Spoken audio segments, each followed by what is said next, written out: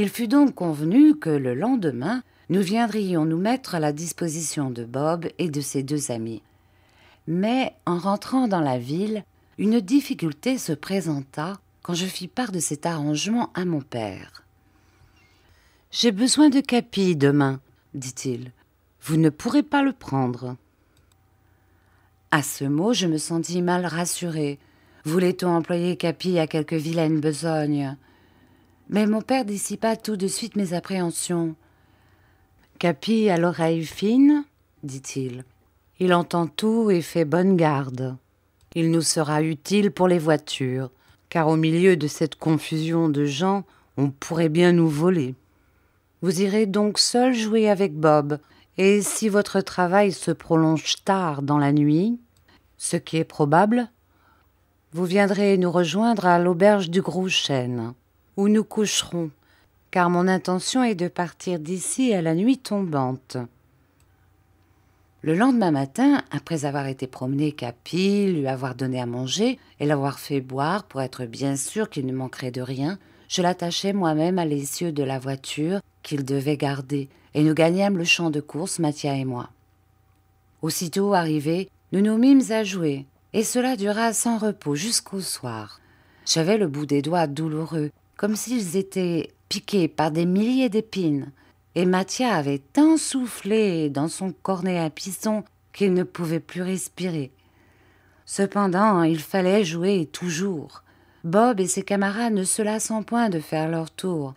De notre côté, nous ne pouvions pas nous lasser plus qu'eux. Quand vint le soir, je crus que nous allions nous reposer, mais nous abandonnâmes notre tente pour un grand cabaret en planches. Et là, exercice et musique reprirent de plus belle. Cela dura ainsi jusqu'à près minuit. Je faisais encore un certain tapage avec ma harpe, mais je ne savais plus trop ce que je jouais, et Mathia ne le savait pas mieux que moi. 20 fois Bob avait annoncé que c'était la dernière représentation, et 20 fois nous en avions recommencé une nouvelle.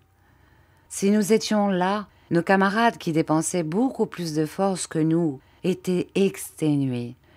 Aussi avaient-ils déjà manqué plus d'un de leurs tours. À un moment, une grande perche qui servait à leur exercice tomba sur le bout du pied de Mathia. La douleur fut si vive que Mathia poussa un cri. Je crus qu'il avait le pied écrasé, et nous nous empressâmes autour de lui, Bob et moi. Heureusement, la blessure n'avait pas cette gravité. Il y avait contusion, et les chairs étaient déchirées, mais les os n'étaient pas brisés. Cependant, Mathia ne pouvait pas marcher. Que faire? Il fut décidé qu'il resterait à coucher dans la voiture de Bob et que moi je gagnerais tout seul l'auberge du Gros Chêne. Ne fallait-il pas que je susse où la famille Driscoll se rendait le lendemain? Malgré ma fatigue, je marchai vite et j'arrivai à la fin à l'auberge du Gros Chêne. Mais j'eus beau chercher nos voitures, je ne les trouvai point. Il y avait 2 ou 3 misérables carrioles à bâches de toile, une grande baraque en planches et 2 chariots couverts, d'où sortirent des cris de bêtes fauves quand j'approchais. Mais les belles voitures aux couleurs éclatantes de la famille Driscoll, je ne les vis nulle part.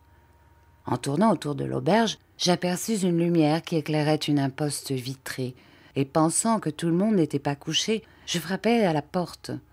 L'aubergiste à mauvaise figure que j'avais remarqué la veille m'ouvrit lui-même et me braqua en plein visage la lueur de sa lanterne. Je vis qu'il me reconnaissait, mais au lieu de me livrer passage, il mit sa lanterne derrière son dos, regarda autour de lui et écouta durant quelques secondes. « Vos voitures sont parties, dit-il. Votre père a recommandé que vous le rejoigniez à Liège, sans perdre de temps et en marchant toute la nuit. Bon voyage. » Il me referma la porte au nez sans m'en dire davantage.